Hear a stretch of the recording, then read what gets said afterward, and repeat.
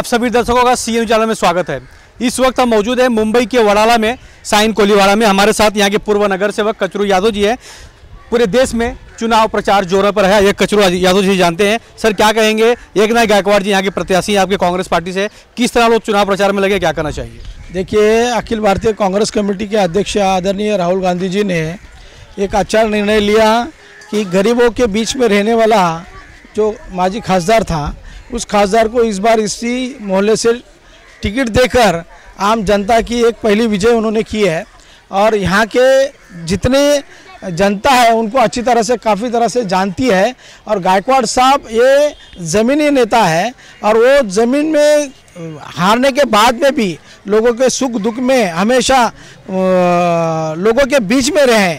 इसके लिए लोगों के लिए नया कोई उम्मीदवार है ऐसा लगता नहीं है। और गायकवाड़ साहब इस बार गए टाइम से भारी मतों से, इस जिले से भारी मतों से, अगर बम्बई में कोई सबसे पहले सीट अगर चुन के आएगी तो मुझे लगता है एकनाथ गायकवाड़ जी की पहली सीट कंफर्म होगी।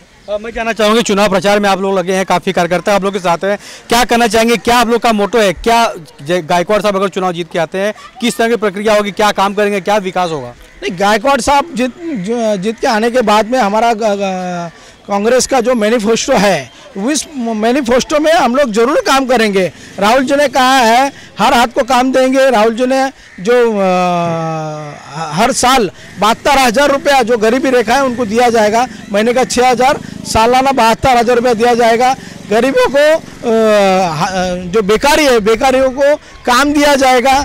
रही बात ऐसी है कि जो 200-250 झुग्गी झोपड़ी में जो रहते हैं अभी इस माड़ा कॉलोनी में 180 या 200 का जो रूम है उनको रिडेवलपमेंट में जाएगा तो कांग्रेस उनको 500 का एरिया तक देने को तैयार है और 500 का एरिया देके उनको 500 स्क्वायर फीट का उनको घर देने का तैयार है। मैं जानना चाहूँगा कि आप लोग गली गली जा रहे हैं, घर घर जा रहे हैं, लोगों से मिल रहे हैं, प्रचार कर रहे हैं पार्टी से, पब्लिक से क्या आप लोग को प्रतिसाद मिल रहा है, क्या करना चाहेंगे? नहीं, पब्लिक तो बहुत अच्छी तरह से रिस्पॉन्स दे रही है क्योंकि ये सपनों की सरकार अब जा रही है, ये उनको समझ में आ गया। क्योंकि झूठे वादे, झूठे सपने दिखाकर मोदी ने गए टाइम में जो इनसे वोट हासिल किए थे, लोगों को लगा था कि ये कुछ अच्छा काम करेंगे, लेकिन एक 4-4.5 साल में कोई विकास का काम नहीं किया। हर जाति धर्म में लड़ाने का काम किया, दलितों को मारने का काम किया, मुस्लिमों को मारने का काम किया और लोगों के में दंगा और एक जहर फैलाने का काम उन्होंने किया है। तो इस बार इन्होंने ठान लिया है कि मोदी को चौकीदार करने के लिए उसके घर में बिठाया जाएगा। मैं जानना चाहूँगा कि पूरे इस क्षेत्र की अगर बात करें तो आज जो चुनाव प्रचार आप लोग करने जा रहे हैं, कहाँ कहाँ किस किस इलाके में जाने वाले? आज गायकवाड़ साहब की यहाँ पर हम लोग ने रैली रखी है साइन कोलीवाड़ा विधानसभा में, वार्ड नंबर 175 में। यहाँ की पूर्व नगर सेविका ललिता कचरू यादव जी इनके नेतृत्व में इस विभाग से हम लोग एक रैली आज शुरुआत कर रहे हैं। हमने हमारे रैली की शुरुआत हमारे जो म्हाड़ा कॉलोनी है, इस म्हाड़ा कॉलोनी ने मेरे इलेक्शन में मुझे बहुत प्यार दिया है, मोहब्बत दी है और इस म्हाड़ा कॉलोनी से हमें भारी मतों से ये मिली है, लीड मिली है। तो मैंने यही सोचा है कि अगर हमें कहीं मेरे वार्ड में अगर कहीं शुरुआत करनी है प्रचार की तो इस म्हाड़ा कॉलोनी से ही शुरुआत करने का हमने निर्णय लिया और आज से यहाँ पर पदयात्रा और एक रैली की शुरुआत यहाँ पर करने जा रहे हैं। अगर हम साइन कोलीवाड़ा की बात करें तो यहाँ पे किस तरह का डेवलपमेंट होगा, क्या विकास होगा आगे अगर गायकवाड़ साहब चुन के आते?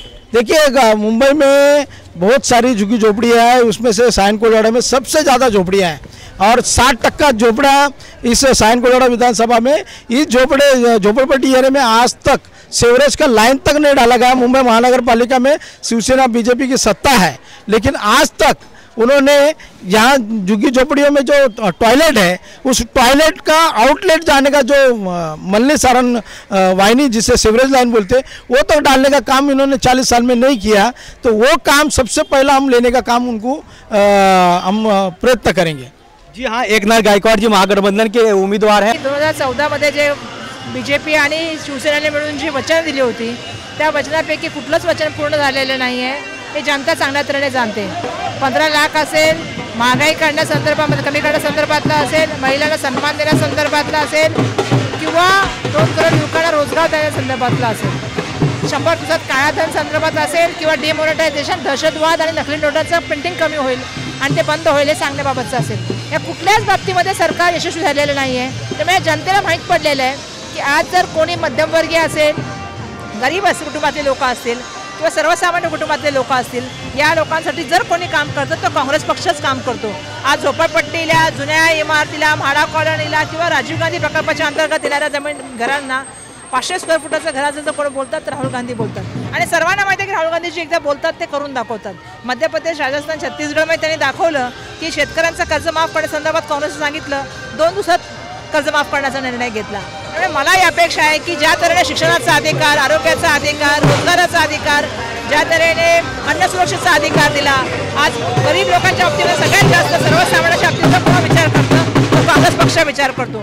आज या माडा कॉलनीमध्ये आलेल्या त्या माडाचं कॉलनीचं सुद्धा डेव्हलपमेंट काँग्रेसच्या काळातच झालेलं आहे। आणि आज आपण या एरियामध्ये जितकी पण डेव्हलपमेंट बघाल, मुंबईमध्ये जेवढे डेव्हलपमेंट बघाल, मेट्रोसुद्धा आम्हीच आणली, मोनोसुद्धा आम्हीच आणली, सिलिंगसुद्धा आम्हीच आणला, ईस्टर्न फीसुद्धा आम्हीच आणलेला आहे। त्यामुळे मला असं वाटतं की मुंबईच्या जनतेला माहिती आहे की यांच्याकडे स्मार्ट सिटी करण्यासंदर्भात बोलले होते, पण मुंबईसाठी स्मार्ट सिटीमध्ये किती निधी आला आणि मुंबईमध्ये काय स्मार्ट सिटीच्या माध्यमातून काम झालं, हा माझा प्रश्न है। महिलाएं उतरती है मैदान में तो बहुत से लोगों को पता है आपको क्या है, और मैं जानती हूँ कि जिस तरह से महिलाओं को कहा गया था, क्योंकि सबसे बड़ी मार महिलाओं को ही पड़ रही है, चाहे महंगाई की हो या चाहे महिला के आरक्षण। अभी आपको तो पूरा गवर्नमेंट दिया था, आप तो कर सकते थे, आपने ना गैस की कीमत कम कर दी, ना सब्जियों की कीमत कम कर दी। और जिस तरह से उनके मंत्रियों के वक्तव्य थे जब कोई बलात्कार होता था, तो जिस तरह से वक्तव्य करते थे महिलाओं के मामले में, या ऐसी घटनाएं होती है या जिस तरह से बात होती थी, या जो आसपा की इसमें जब केस में हुए थे तो इन्हीं के एमएलए, इन्हीं के मिनिस्टर, इन्हीं के खासदार उसमें इन्वॉल्व हुआ करते थे। तो जिस तरह की सरकार लोगों को अपेक्षित थी वो तो सरकार आप लोग बना ही नहीं पाए।